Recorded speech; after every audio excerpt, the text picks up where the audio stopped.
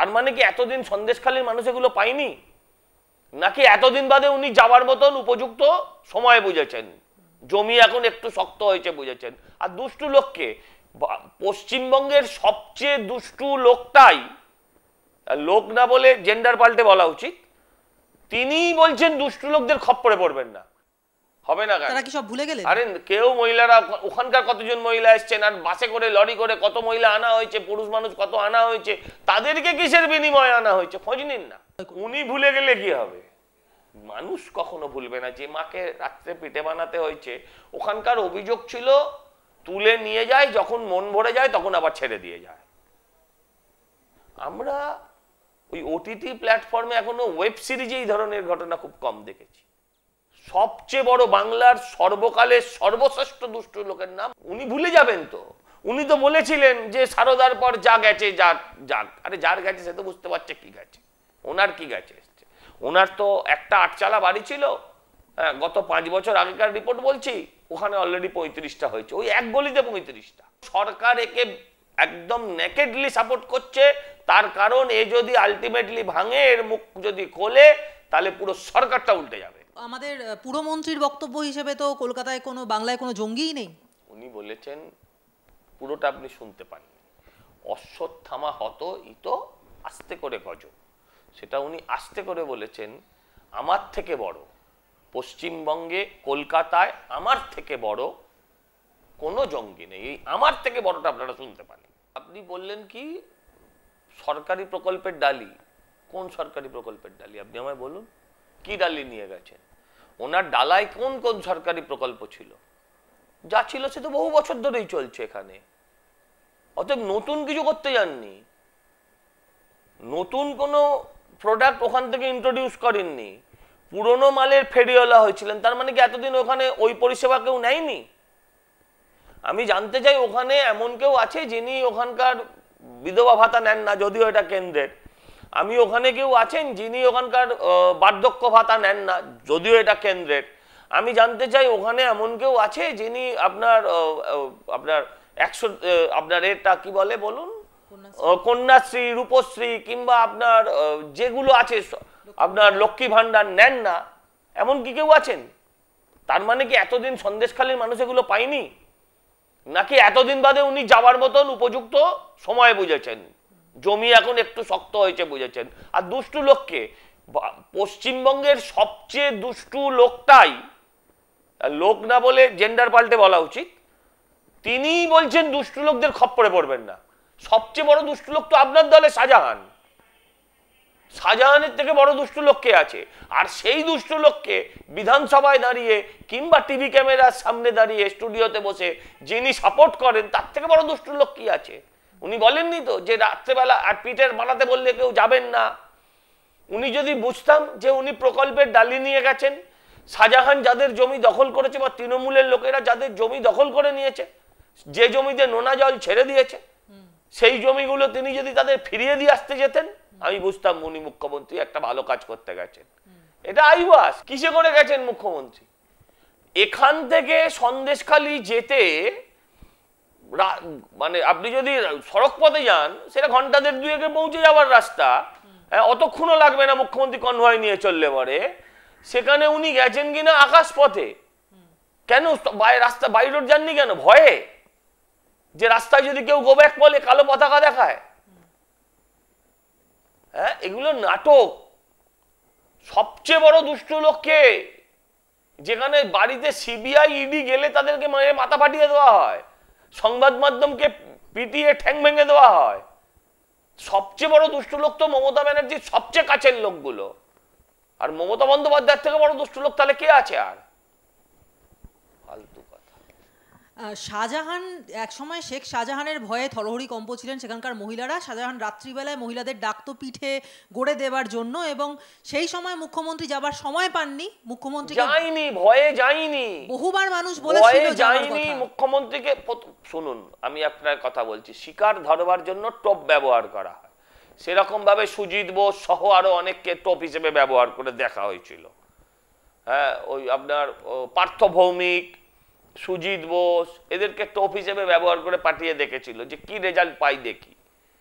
দেখেছে রেজাল্ট উপযুক্ত নয়, গেলেই মহিলারা ঝাঁটা দেখাবে, কালো পতাকা দেখাবে, হাজার প্রশ্নের মুখোমুখি হতে হবে, তখন তার সেই প্রশ্নের মুখোমুখি হওয়ার মতন মমতা ব্যানার্জির ক্ষমতা নেই।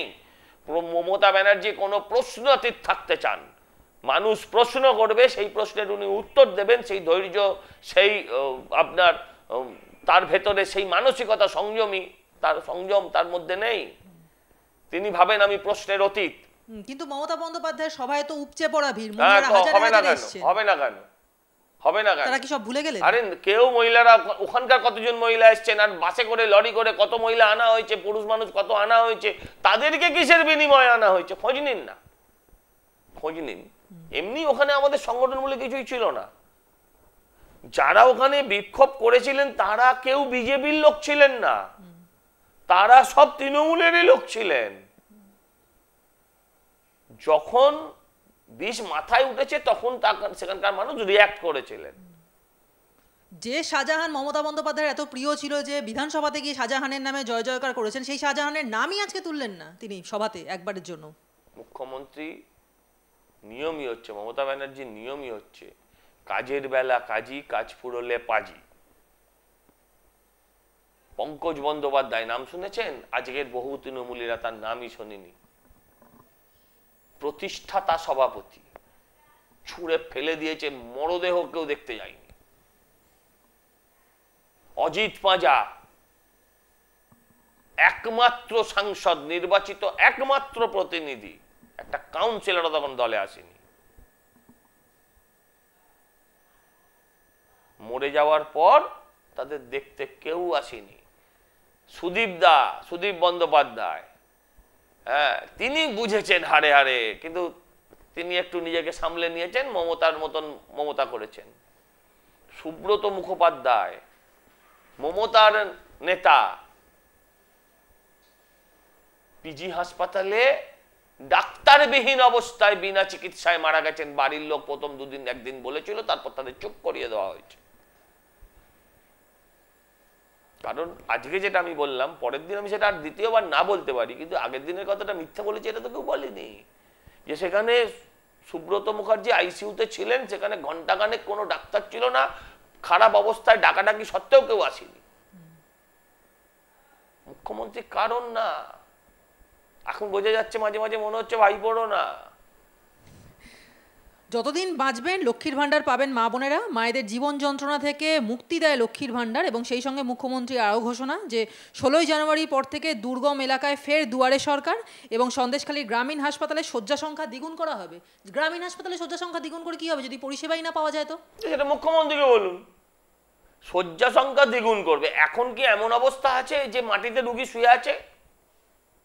আমি যদি বুঝতাম যে মহকুমা হাসপাতালে, গ্রামীণ হাসপাতালে রোগী মেঝেতে শুয়ে আছে, তাহলে শয্যা সংখ্যা দ্বিগুণ করতে হবে। আসলে ওগুলো হচ্ছে বেড বেচার কাটমানিও দলের লোকেরা কামাবে।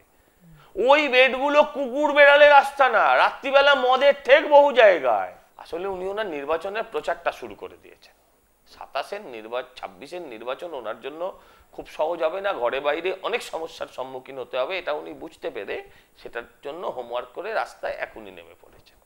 শাহজাহানকে নিয়ে কোনো কথা নেই, কিন্তু বলছেন যে কোনো দুষ্টু লোকের খপ্পরে পড়বেন না, সবাই মিলেমিশে থাকবে। আরে ওখানে তো বিজেপি ছিলই না রে ভাই, ওখানে একটাই লোক ছিল, শাহজাহান অ্যান্ড ডিস কোম্পানি। না, কিন্তু একটা সত্যি কথা বলেই ফেলেছেন, হয়তো ভুল করেই বলেছেন, যে আমি জানি এখানে অনেক টাকার খেলা হয়েছে, সবটাই ভাওতা, মিথ্যে বেশি দিন চলে না।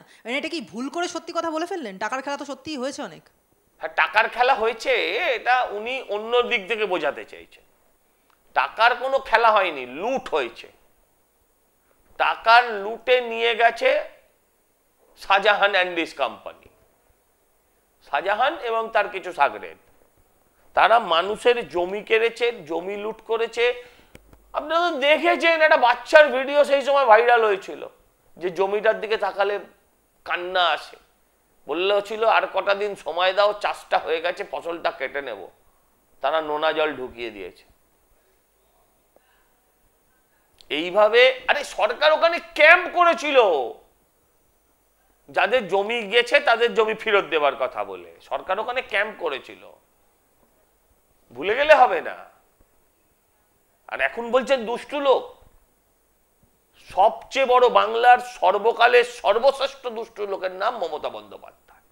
কিন্তু মমতা বন্দ্যোপাধ্যায় বলছেন যে এখানে যা যা হয়েছে টাকার খেলা সেসব আমি ভুলে গেছি, আমি মনে রাখতে চাই সন্দেশখালী ছেলেমেয়েরা ভারতবর্ষে 1 নম্বর উনি হবে, ভুলে গেলে কি হবে? তারা সারা বিশ্ব জয় করবে। উনি ভুলে গেলে কি হবে? মানুষ কখনো ভুলবে না যে মাকে রাত্রে পিঠে বানাতে হয়েছে। ওখানকার অভিযোগ ছিল তুলে নিয়ে যায়, যখন মন ভরে যায় তখন আবার ছেড়ে দিয়ে যায়। আমরা ওই ওটিটি প্ল্যাটফর্মে এখনো ওয়েব সিরিজে এই ধরনের ঘটনা খুব কম দেখেছি। ওয়েব সিরিজকে হার মানিয়ে দেবে। উনি ভুলে যাবেন তো? উনি তো বলেছিলেন যে সারদার পর যা গেছে যাক যাক। আরে যার গেছে সে তো বুঝতে পারছে কি গেছে, ওনার কি গেছে। ওনার তো একটা 8 চালা বাড়ি ছিল, হ্যাঁ, গত 5 বছর আগেকার রিপোর্ট বলছি, ওখানে অলরেডি 35টা হয়েছে, ওই এক গলিতে 35টা। আপনি যদি সমস্ত ভাইদের জমি জমা বাড়ি সম্পত্তি হিসেব করেন, আপনি দেখবেন দক্ষিণ কলকাতার অর্ধেকটা জায়গা ওখানে খেয়ে যাবে। সারা ভারতবর্ষ জুড়ে আছে, সেটা যদি জড়ো করেন এক জায়গায় দেখবেন দক্ষিণ কলকাতার অর্ধেকটা জায়গার থেকে বেশি ওনার জায়গা।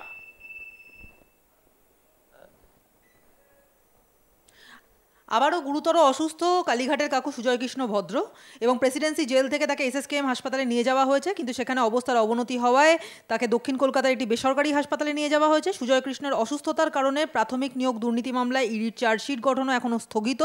ইডির দাবি অন্য হাসপাতালে কাকুকে নিয়ে যাওয়ার জন্য নিরাপত্তা সুবন্দোবস্ত করা হোক, অন্য হাসপাতালে নিয়ে যাওয়ার সময় কাকু পালিয়ে যেতে পারেন এমন আশঙ্কা করছে ইডি।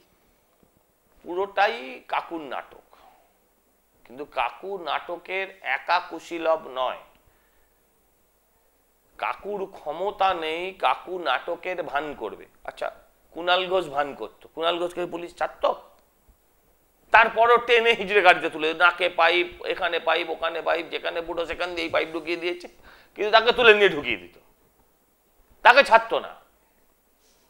আজকে কাকু রোজ অসুস্থ হচ্ছে, আমি বলছি একে কমান্ড হসপিটালে নিয়ে যাওয়া হোক, একে কমান্ড হসপিটালে নিয়ে যাওয়া হোক। এই মালটা সবচেয়ে বড় নাটের গরু, এবং সরকার একে একদম নেকেডলি সাপোর্ট করছে।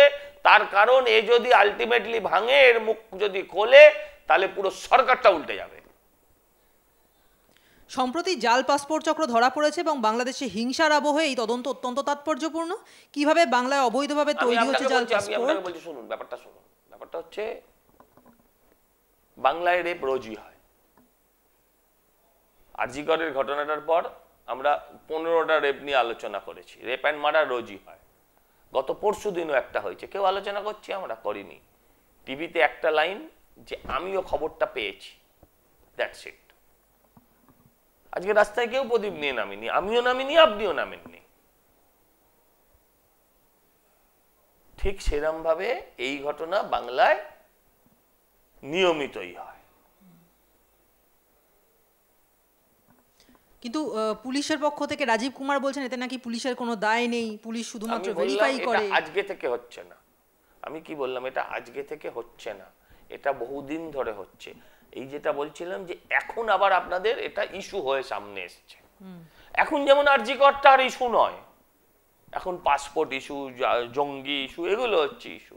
ঠিক সেই রকম ভাবে এইটা এখন সামনে এসছে। এটা তো বহুদিনের ব্যবসা চলছে। আপনি কি বিশ্বাস করেন গত 4 মাসে হাজারে হাজারে জঙ্গি সব এখানে ঢুকে পড়েছেন? না, গত 13-14 বছর ধরে ঢুকছে। একেবারে শুধু 13-14 বছর বলাটাও আমার ভুল হলো, তার আগেও ঢুকেছে। শাহজাহান কোথাকার? শাহজাহান তো তার লেখাপড়া, কলেজ, সমস্ত কিছু তো বাংলাদেশে। সেখানকার নেতা হয়ে গেছে, এরম এরম করে ঘুরছে, পুলিশকে দেখাচ্ছে। কিন্তু আমাদের পুরমন্ত্রীর বক্তব্য হিসেবে তো কলকাতায় কোনো, বাংলায় কোনো জঙ্গিই নেই। উনি বলেছেন, পুরোটা আপনি শুনতে পাননি, অশ্বত্থামা হত ইতো আস্তে করে গজ। সেটা উনি আস্তে করে বলেছেন। আমার থেকে বড় পশ্চিমবঙ্গে, কলকাতায় আমার থেকে বড় কোনো জঙ্গি নেই। আমার থেকে বড়টা আপনারা শুনতে পান।